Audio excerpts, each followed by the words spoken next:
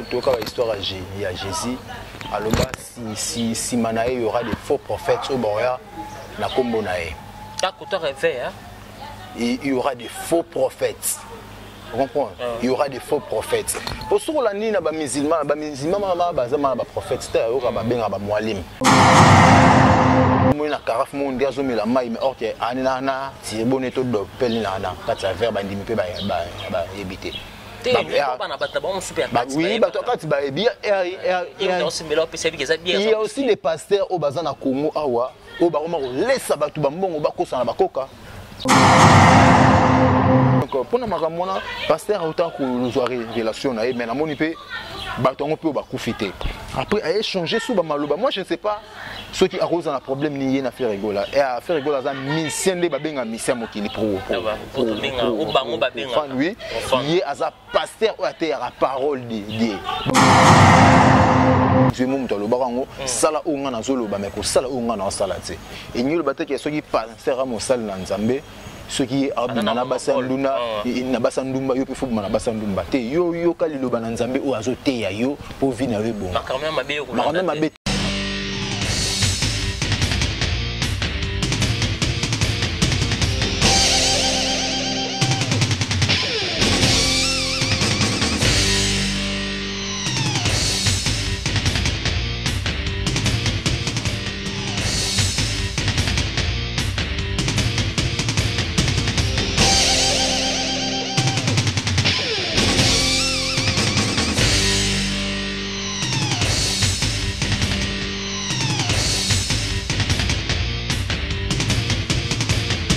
Balobi gauchité, droitité, Zalawa. Abonnez-vous tous massivement à Congo Victoria. Chaîne Moro ya bien, Rolanda politique ya bien, Rolanda musique ya bien. Parole de Rwanda Parakumando, Amela Grenade, Oezaba Kinam, Oezaba Chalicer. Abonnez-vous massivement. Ouais, lieba zokate. Apusana pembena Victoria te. Ça se passe à machin. Attention mauvaise haleine. Check. Étude d'excellence au rendez-vous, mesdames et messieurs. Bonjour, bonsoir de partout. Hein, ça dépend de laquelle vous êtes en train de nous suivre. Votre émission Info-Perse, mesdames et messieurs. Votre émission présentée par votre amiral Chamal, le king de la presse, mesdames et messieurs. J'ai le réel plaisir encore et encore en 2021 que je reçois mon confrère chinois, Hervé Chinois, papa chinois.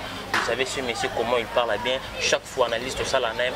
Partout. Je tiens vraiment à remercier mon équipe technique qui travaille au four et au moulin. Merci à toi Guissouaï pour l'excellence du travail, sans oublier exaucer au Simbi Machine en montage. Merci aussi à toi notre boss chef, le grand pétrolier d'Alas, JB Koumalouta, un monsieur très charismatique. Merci aussi à toi Juma Ibele Concert, la figure d'Orange. Merci pour tous tes soutiens. Merci aussi à toi. Laissez-moi remercier tous mes partenaires qui me soutiennent de partout. Merci à toi Ronsa Massamba Boston, instant qui mon frère tout ça la rendez vous. Merci aussi à toi mon vieux Odilo Mampouya, boutique exemple à soulever. Merci aussi à toi mère Boston du plaisir qui me soutient depuis Paris, Christelle Beau, la femme d'affaires, Laurette Compressor, le grand opérateur économique mon vieux Chico. Ma belle maman, merci pour tous tes soutiens. Merci aussi à toi Odilo Mampouya mon vieux dans mon acquis 25 kilos et ça avec un plaisir à toi. Merci aussi à toi. Mon vieux régisseur qui fout mouiller les quoi. Oliva dans le grand barbère, ce moment on a propre boy, la barbe, c'est grâce à un monsieur, le grand coiffeur. Hein, Olivier, le grand barbère, Olivier Miansomi quoi. Mon ami, merci pour avoir ça propre boy. Merci à toi, mon ami Kenny West, garçon de la ville depuis loin, sans oublier les vis quittés, garçon le depuis Istanbul, pour clore, un monsieur très puissant, très calme, très humble. Peggy Kiel et les boss, merci pour tous tes soutiens, mon ami.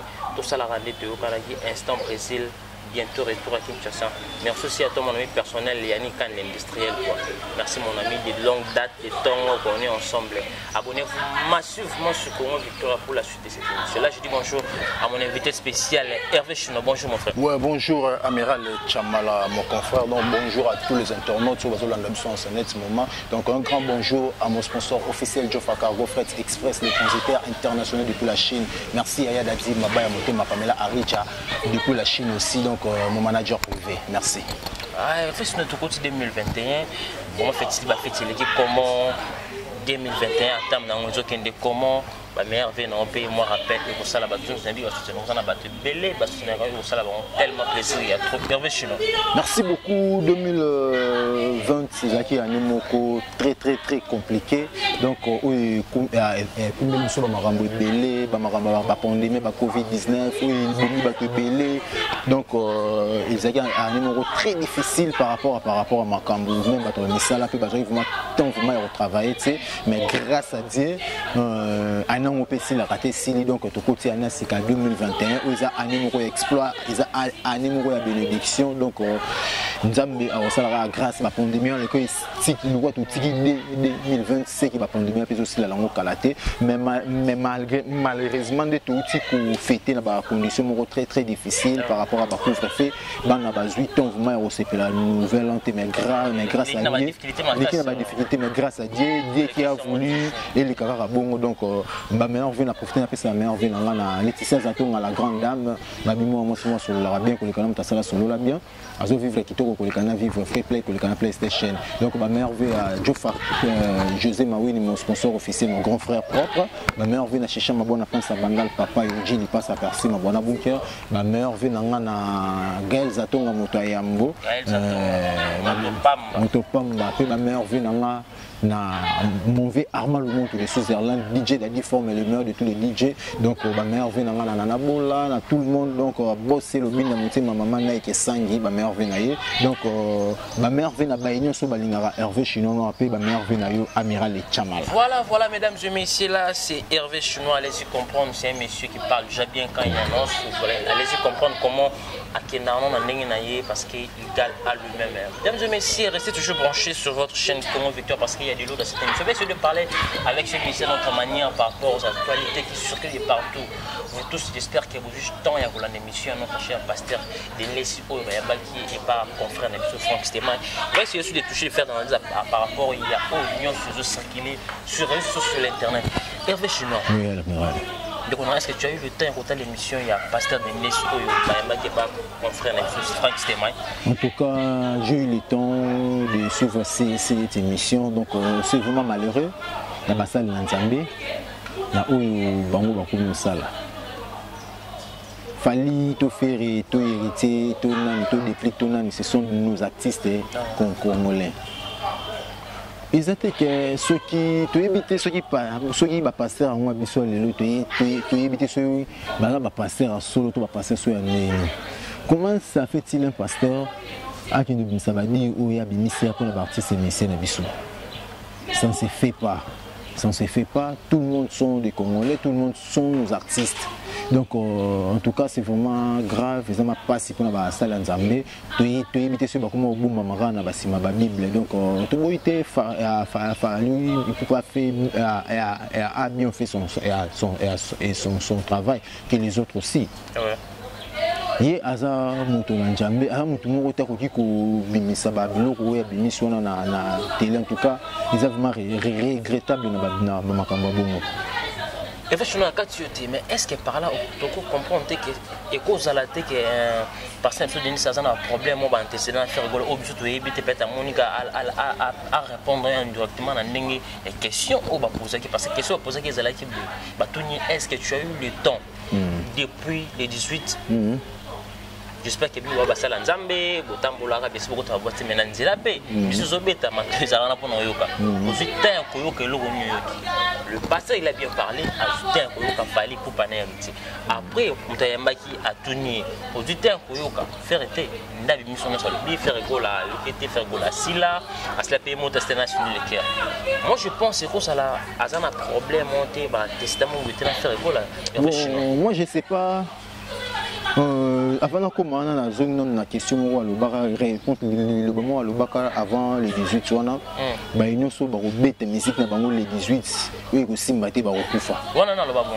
c'est lui le pasteur de Niles. Ah c'est vrai ça oui aloba yango onyo so ba misala les 18 ba mission ba misala les 18 o marama bango et ko simbate a kokufa Donc ouais, selon révélation où il y a Zouaki. Selon révélation selon oui les 18 heures de album aussi maté à Kufa. Oui. Il y a plusieurs artistes peu tout le monde est simbité. Est-ce que Bakufi fait rigoler à bien album T à bien c'est single générique. Oui. Bah album ils a hérité Watanabe. Ils a Fayani Poupa. En tout cas bah félicitations à Bango hérité Watanabe en tout cas Gogan la poule gamoto na thème. En tout cas félicitations, beaucoup de félicitations à Mi Anjimi. Très bel album. Mis des mots par rapport à n'importe qui qu'il a retiré là. Na Mi Anjimi des mots Mi Anjimi les différences ces alignées là c'est que non héritier Watanabe azo qui tend vraiment il y a pas mbaté pour travailler à ni album né à Mi Anjimi des mots il y a eu beaucoup de temps pour se préparer Kito Popo et là on a vraiment et malaise donc en tout cas félicitations sur qui banze moloko la baraker qui banze moloko la baroi manitou qui banze moloko la kayo qui banze moloko la ombeli papa na biso les monettes très belle chanson donc héritier abimisi ba belle rumba donc pour les gens où bah jouer un système à comparaison donc il ne faut pas comparer héritier et Fally Ipupa bah même si genre moi musique sur les kilos na baba héritier Watanabe il y a plusieurs chansons aux obeta mais tandis que toko c'est des albums très kitoko mais sur l'andeli bien to kaka na ye yo un coup na daju et puis moutier na mat so soko nani bon on ngana zoyoka en tout cas nazara mutu te na ramuto ba misenyo su oyo basa musa bango kitoko à part na bango à part deux artistes o ngana ki pa marama bango te en tout cas l'artiste mieux qui pas ma bonté papa na otanga tanga su ba koma bango te papa ngaso ke na ma bino kinu ma beza ki ingratitude ne yango ki ingratitude de sengara et ki ingratitude de sala ke no ngala na ki pa marama bango te mais en fait je suis toujours non il y a passé des net vous comprenez on toté tout qui est nango donc qui est déjà on comprend en tout cas félicitations Fally Ipupa félicitations à héritier Watanabe fait rigoler n'a pas abimisi album te abimisi sur générique donc en tout cas ils appellent belle générique moi qui toko donc en tout cas topé ça et chance à c'est la biso dynastie donc et ça la bien donc pour na makamona pasteur autant que nous avoir relation mais na moni pe batongo pe ba kufité après à échanger sous ba maloba moi je ne sais pas ceux qui arrosent un problème ni na faire rigoler et à faire rigoler ça mission de babenga mission mokili pro lui il est à pasteur ou à terre à parole de bako wela nini c'est ça je tenais bako wela net nini parce que je passer de ça pasteur moko à côté ya plus artiste et musicien faire rigoler azana banzela na ye ou ale kaka faire rigoler na banzela ni ou ale kaka pasteur de l'esprit a banzela ni ou ale kaka comprendre mais bana banzela baleka parce que pasteur ni ça côté un peu de partout oui moi je suis un artiste musicien de cette époque à l'obat na mona passer de liste à boîte moko pour ne pas citer le nom de cet artiste à l'obat ceux qui pasteur ni ça continue il peut faire côté ça veut dire que pasteur de liste aussi à circuler même pas on a pas problème on a pas moi je ne pense pas un homme de Dieu comme pasteur de Nilesi à Kolinga qui est des boîtes moko publiques ou ba ba omona ye mais batana ba mona peka na boîte ya ninga ba kinga bon wana mutu wana ngana na mona te artiste wana oui ngana na mona te wana ye ba yebani bango mibale on comprend oui ba yebani bango mibale moi et moi je parle que de faire rigoler et pasteur de Niles pas faire rigoler banzela oya kenaka pasteur pas banzela kenaka to boite banzela musu bakuta na peut-être ba ki pas autorité moko ya mboka bakuta to pas mutu moi makamba bakutani on comprend moi je ne sais pas ce ba wela nini bango mibale bon les ambitions et par deux droits na yamoni et yangwana moi je n'ai rien à dire dans le na au pasteur de Nice mais ils ont comme ça par rapport je ne sais pas ce qui n'a fait ba wela nini ce ba wela moi si Tony Potebi il a marié faire à marié voilà to éviter ce qui est pena sindi le cœur se fait ba wela nini na yebité tout ça on a compte faire tout ça on a compte après donc na yebité ceux qui bango ba wela ni on wana ceux qui ba rendre oya bango moko ba ceux qui sango na privé o ba yebi en moté et ba que faire rigoler le bara trop tu vois il est un petit timide mais à mo ceux qui est lié na les kakande à Sanzi on comprend à l'époque à Krashila fait que fait l'homme parce qu'il est les kakapé il est kakapé on comprend cette fois-ci à lire il n'est pas au 4 ans ouais faire rigoler en tout cas azamu moi za na bandenge na ye comprends ya ndemo pe di kapasa na bandenge na ye non mutana bandenge na kinela makamu na ye comprends en tout cas moi je ne sais pas ce qui bon ya bon balé ya wela ni parce qu'il est homme de Dieu ou kutaza mission profane ne ba benga mission mokili. Mais quand on dit le serviteur de Dieu bah c'est église au milieu du village, est-ce qu'il y a un pasteur de Nlesi à cette église au milieu du village?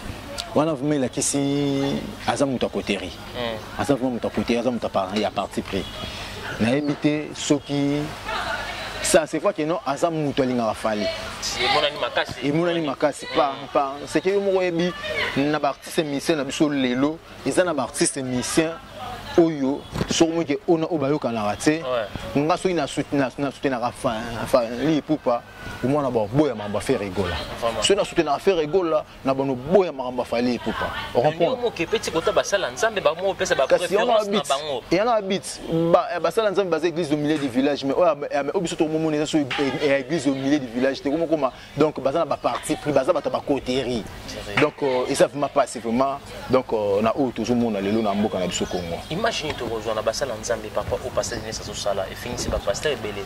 Bon, moi je lui condamne pas parce que car bible on web biso na bosane de vers c'est on a donc faites ce que j'ai dit mais ne faites pas ce que j'ai fait.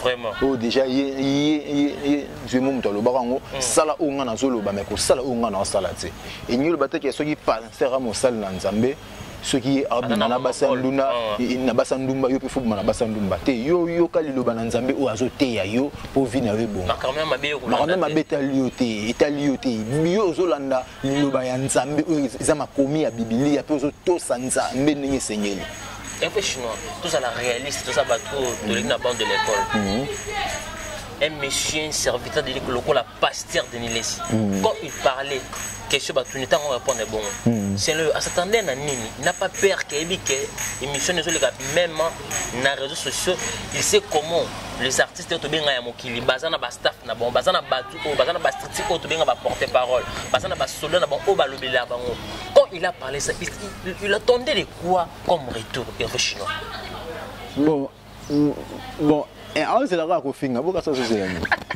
et Chine ando de au finga on c'est là au finga pour la minute ba ta faire rigoler après déjà tout le monde et tout le monde déjà et tout le monde a battu d'abord comme d'accord revendiquer et notre dans l'émission qu'on fera na souvent pas ça ta faire rigoler niveau pas fenêtre qui me konzi niveau de maraki donc au monde ça ma Sony donc on te dit ba pasteur bazongela musala nzambe convenablement bazongela musala nzambe convenablement bati kotala mambo mokili etali bango te mambo mokili etali bango te tala lelo une autorité lokola as autorité pasteur atemaka liboso bandimi plus de 100 000 personnes azoteya oyo bandimi babangaka lelo ba respectera ye kobanga kusi trop dipo babangaka nde nzambe bandimi ba respectera ye mais lelo oyo mutu moko oyo azana niveau na yetse akomi ko déconner ko finga ye na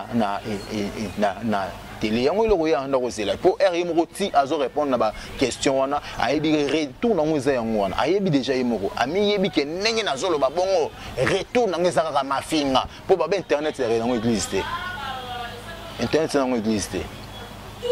Il y a un monsieur à Benga depuis Londres. Alors il a précisé qu'il fallait pas après ça qui passe c'est quelque chose pour que Assal ou Assal. Qu'est-ce que tu peux dire par rapport à ça aussi avec là moi je ne sais pas. Pasteur de l'esprit a ses moyens. Comprends? Appelle à moyens, appelle à entreprise ou à IOP à foot à rabat. Moi je ne pense pas qu'il n'en fallait pour pas à pesa qui est bon pour le baba et dire on a un moto un petit coco de ça artiste congolais na biso ba grand artiste un jour ça vérité ya mboka na biso na ba buso ba wana comprends tout ce côté moi je ne pense pas fallait pour reposer sa mbongo pas passer de l'espoir le babongo to je ne pense pas faire rigolo reposer sa mbongo na bato ayi pour ba finga pasteur de l'Esito ba finga fa pour moi je ne pense pas donc là vraiment qui est témoin. Mais là, moi, je ne pense pas à ça. Je ne te dis qu'il y a un bon Rimer comme il circulait trop, et fois comme un peu parce que Rimer qui est il a donné l'argent parce que c'est pour casser l'émission on a Franck Stema parce que Franck Stema il a battu sur un autre. Mais Amiral, c'est ça une émission préparée. Il savait qu'il va poser cette question. Donc lui aussi à répondre de bon. Amiral, jour Franck Arbing a pasteur Denis Bassa l'émission, moi j'étais chez Franck. Voilà. Nabira Franck. J'étais parti avec mon vieux Angelo Don Pablo. Le boss Angelo Don Pablo. Mobali, il y a Sœur Nabiso, Yacine Bilele, dans la fondation numéro Yacine Bilele. Comprendre? Parce qu'il y a un membre de la fondation Yacine. On était là pour le sport, la fondation Les Kaka. Et puis on était là aussi pour Nalande la rapport, pour la charge de communication fondation, pour Nalande la fondation, Bapi Bezo les cas, pour les Karaba émission, pour le fondation. Moi j'étais là, Franck Orbing a pasteur de Niles, mais je ne pense pas que non. C'est Fali qui avait envoyé Franck pour toi, pas pasteur de Niles. Donc c'est faux et archi faux. C'est ça, parce qu'on habite. Moi je ne pense pas. Oui, moi je ne pense pas. Il y a Rimer aussi qui Rimer et Boma Congo. Oui, mais tu as bien Rimer sur l'équipe de l'année jusqu'à la source non comme rappel vrai, tu le sais aussi parce que tu as vu comment frère Nebso Salara n'a fallu pas. Tu as vu n'engeni passer de l'esprit à la partie tu as vu parmi les artistes au Babouaka passer de l'esprit fallait pour faire partie des artistes au Babouaka passer de l'esprit trop. Et qui est le coup les acquis mission moko yebana qui resuka bon pour na désavantage ya faire rigola. Bon, oyebi nyalo na otoba amiral. Ba Rimer et Boma Mboka toka ba Rimer mususu boyo o sirène abimi na Braza tout monde a même ba vidéo na fleuve na Braza mais moi les cas on a basi. On comprend. Moni tolinga ko se donara trop na ba Rimer te ya Congo. Moi je ne pense pas qu'il fallait peut faire ça. Je ne pense pas qu'il fallait peut faire ça. Comprends pas là vraiment on analyse ça la plan soit naté. Désolé donc je manque même le mot.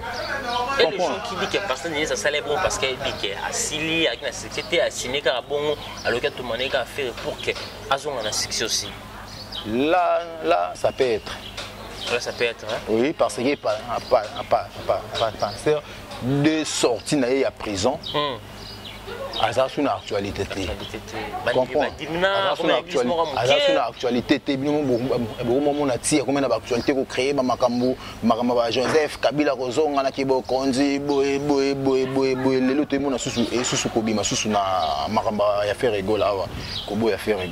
donc ça peut y être il peut avoir raison. Voilà mesdames et messieurs, allez-y comprendre, nous sommes là avec mon invité, mon confrère Hervé Chinois, un monsieur très intelligent où nous partagerons, nous changerons d'idée par rapport à l'analyse aussi, nous parlons juste d'idée, ensemble le pasteur, il y a Makambu, il y a pasteur, on a besoin de laisser avait parlé dans une émission de notre confrère Franck Stema.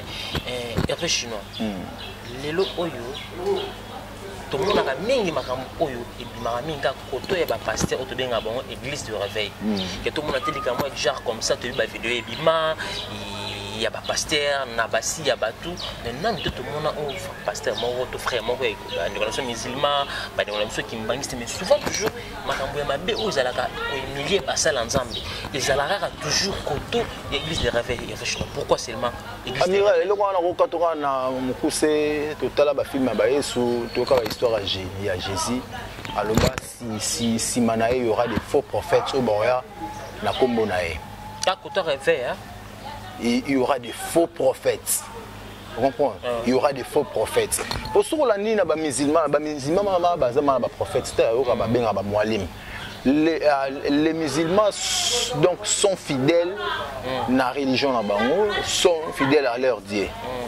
Malheureusement, malgré tout, il y a des gens qui traitent aussi les musulmans Il y a aussi des oui, ce sont des féticheurs, ce sont des marabouts,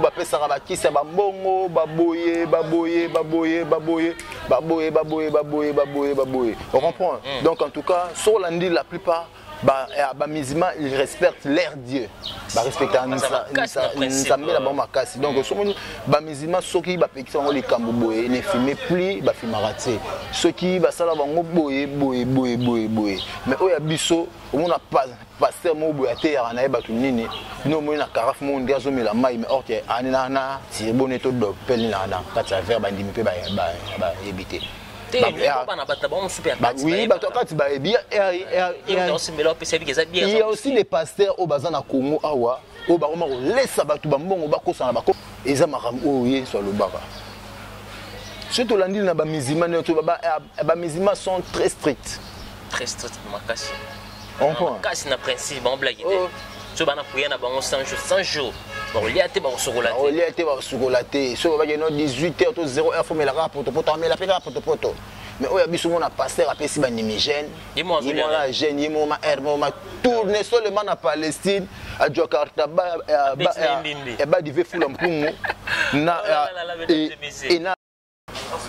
voilà, mesdames et messieurs, on ne peut pas passer sans pourtant te marteler situation où ils ont dérangé. Il y a beaucoup de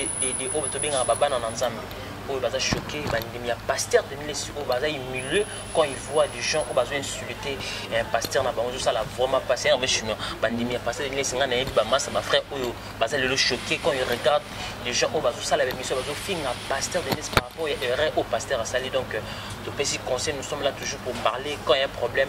Donc quand on a des photos partagées, couper sa conseil, tant qu'il y a serviteur de Dieu, on dit jamais couper sa préférence et relation avec tel artiste, et ça n'est pas si. Et ça, les sonne là, on clore cette parenthèse. Je note comment je suis nayo.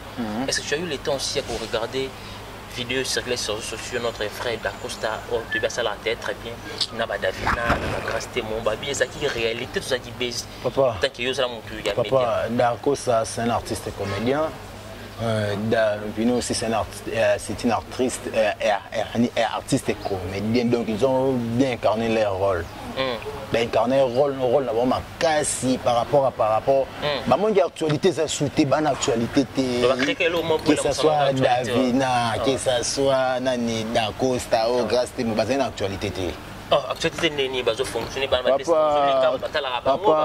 Karine otoko kanga makambu pendant 7 mois na aidé ngote wana za ya loba kutin Karine on ça baron je le salue ba profiter na sim actualité Karine batala mitem un marmo Karine esili batala mal souté ne mwana na myanzo de mikena konnana ne ay bulende apesi de basala ba base na bangwana nga jour le son na tala vidéo na picture na réunion publiera tout fana na masala na mo chic et pas artiste comédie total en mouvement na YouTube total ma banta qui artiste comédien tu comprends qu'il y a base ma boki sur la vidéo na bien il y a mon robot vidéo et baluka qui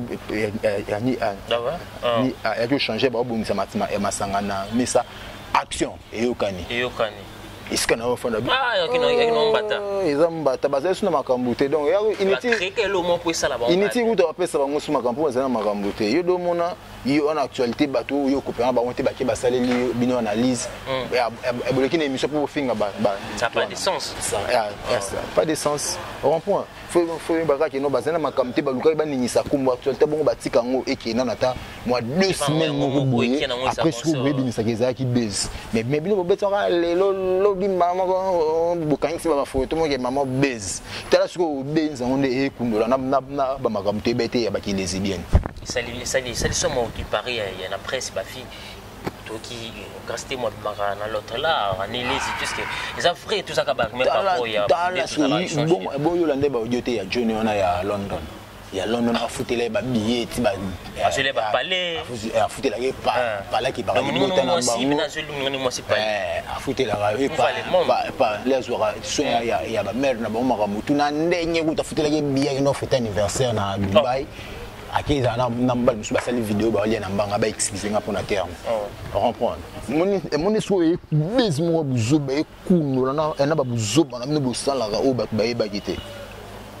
effectivement sur ma base tant que yoza muta monde dans Zambiaka base yango et comment que les bizarres saletés est-ce que ils ont une manière ni base ko ça on peut ko ça mais oui moi ma base qui toko on reconnaît que bien il a pas cher base papa avant de répondre à la question père mettre ngana tout nos questions de mission là est-ce que pour nous la chroniqueur to chroniqueuse ya YouTube faut faut la muta base. Non, même pas. Biso ça nous va baisser mettre aux alara, quand bien tous alara, boy. On comprend. Sur babeza on peut se comme peut se les qui ça. Babeza on les qui ça. Et moi ba tout seulement ba et ba tout seulement et maman ben allo chinois. Ah, mikolo to là les to créer bezité. Pour nasa la base par rapport à quoi? J'ai une grande fan en Europe on a. Donc j'en profite si ça meilleur vers ma tante jolie mal à ma son à foire bon séjour à Kinshasa, ma tante aimée Mayala, merci ma cousine ma mère vient à cousine je viens Mayala, mon cousin Bardou Mayala, donc Black Ness Kalaté, vous sentez ba griffe donc même vous sentez griffe à Black Ness je on a moto makasi donc on a la marque cousin nga Bardou Mayala ou ça Black Next bo senti ba impère kana ba t-shirt ba veste donc il marqué dans ma Japon relax sport tout donc baiser on a li tomba te ya so etanga ba na ba ngonde biso sala ba buzz ba eli ba il y a aussi des gens au basala ba émission à Boula ba yebiete mais à la 6e soit quand moi quoi na Moscou à Moscou na Djibouti quand moi quoi moi la fort mais moi mi habité moi Moscou mi mon rondé à sans succès on comprend et vous chantez moi chute na biso jana émission deux trois questions to kabwana yo quand mon konzi a ça directement ba lobby ba pesa bino ba charge c'est bon en promotion à Molasso et déranger ba tebele sinon que mi kuta belle on ba charge. En tout cas, ce que j'allais dire, Moni charge donc moi en tout cas moi ça ne me dérange pas le Mokonza à Lobaki, c'est parce que Moni auto analysanga ba charge auto banda ba charge n'était que moi Fanek Mouna ti ba concernant ce j'ai maibel ba Fifi Bayaki ti bazini beya basima ba jubek beya basima wana en tout cas on avait une structure na biso moko bien organisée ceux qui eza na likambo to pesa rato na trésorière na biso eza maibel le gros bébé de la presse to pesa toujours ceux qui marama mbongo to pesa toujours numéro ya Gemima ceux qui bazotinda mbongo pona ba charge batinda na numéro ya Gemima nous tous aïba qui est bon comme autant mais ce qui est sepeli en particulier de la peut-être chinois na ya beni chinois ya sepela kabela chinois $100 to $50 à benganga soit tu rabiki no bo kabola na Fenek to Gemima to kingandi ekokoma effectivement ekokoma mais je suis tellement de sina comportement ya moko na biso Ajubalar allié ça la que senga ba beta ba matolo kuna batindele mbongo pona ya promotion aoleka ba RTNC pas ba mami lela aoleka batindele $400 batindele bilamba promotion peut tout le monde en a pété donc yango ça qui moi passe na Karine Mokonzi pesa que quand date ça qui moi décision là mais Karine Mokonzi moi ebike il mo ebi mutu oyo a ça qui bon bon jour na benga fait Fenek on était avec Fenek Tito sur la main libre.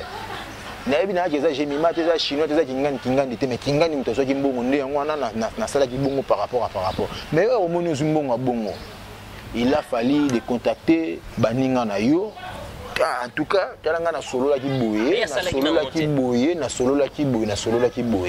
Talambongo batindi yango yo. Nde tonga toyeba nde nini on allait partager pour faire la promotion. Et la promotion ya c'est comme tu passes là mon petit ma ça lipe promotion ngota simbongo ali na qui fait ça ka DJ na ba boîte ba beta OK on ça c'est important na boîte ni pour la moment ba boîte ça malonga te na enango linga ko ta boîte na moi bino mo boto mo na dernièrement général Kasonga o tsokanga ba boîte ya nini na après 21h on comprend donc ça m'a bien été en tout cas tu connais une semaine où avant de commencer le week-end, faut tout ça.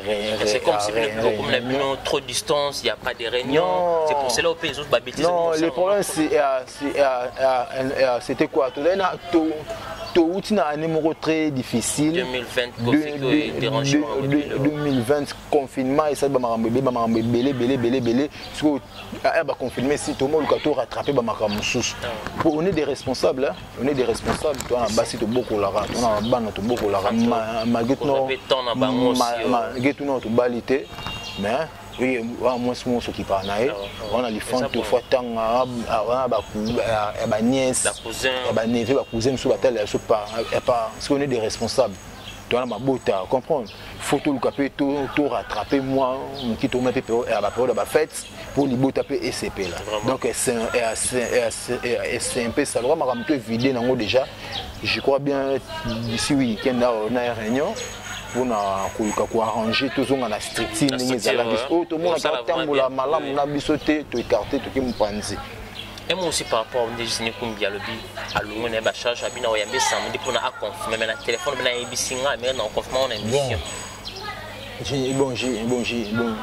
Bon, c'est pas je dis à Zini sur le mois ils ont mis R pas avec la charge, il fait ça ni appel n'a été mais moi on a souhaité que Zini à le mois tous là toujours ensemble la union fait la force. Am so ngamona kokate. Feneki mo pas kokate, j'ai même moi kokate, Djubek nan kokate donc en tout cas na autant benga et tout yoka et tout fana tout tout sur la poso longo bongo ba fiti ba ozo sur actualité. Voilà mesdames et messieurs, lui c'est Hervé Chinois, vraiment nous sommes arrivés pratiquement à la fin de cette émission. Allez-y comprendre, nous sommes en direct sur Congo Victoria Télévision. Votre modèle a fait le programme dans Chinois, mais autant le programme est belé faut tourner.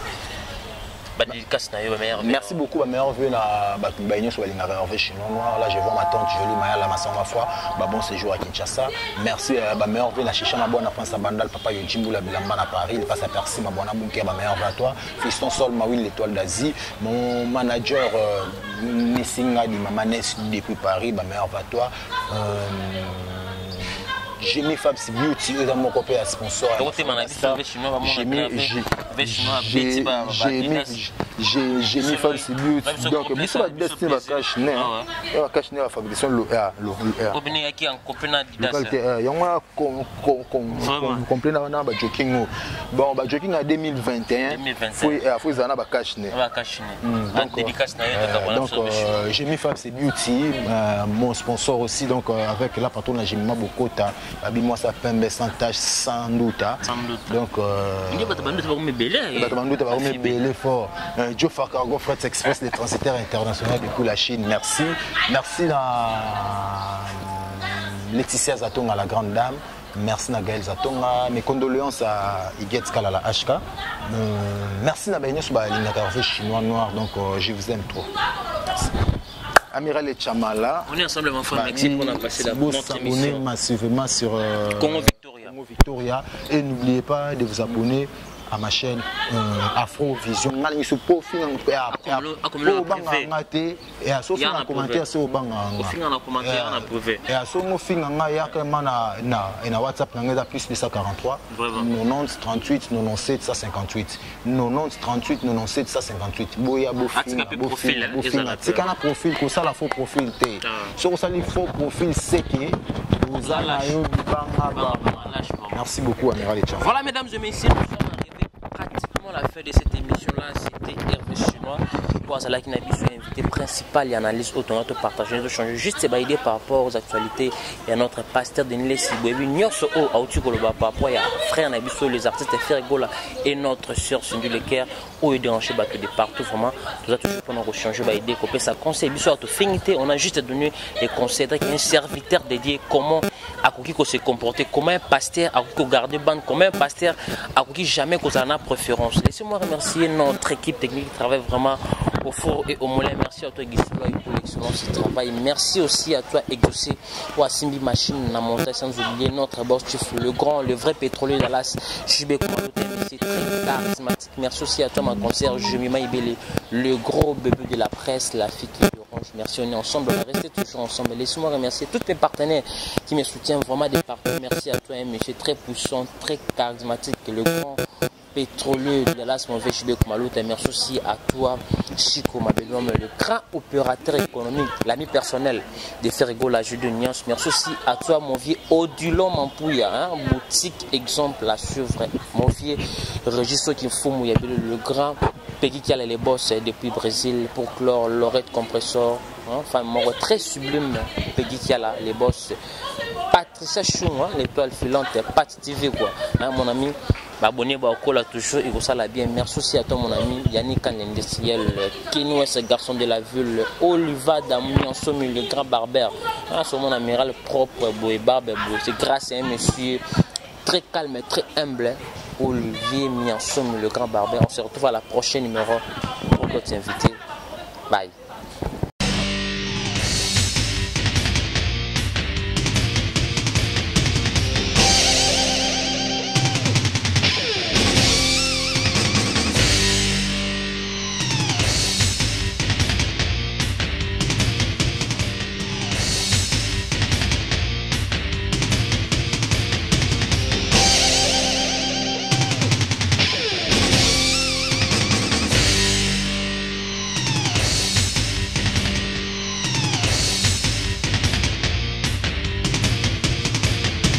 Balobi gauchité, droitité, Zalawa. Abonnez-vous tous massivement à Congo Victoria. Chaîne Moro ya bien, Olanda politique a bien, Olanda musique a bien. Parole de Rwanda Parakumando, Amela Grenade, Oezaba Kinam, Oezaba Chalicer. Abonnez-vous massivement. Ouais, liebaz au kate. Apusana pembena Victoria te. Ça se passe à machin. Attention mauvaise haleine. Check.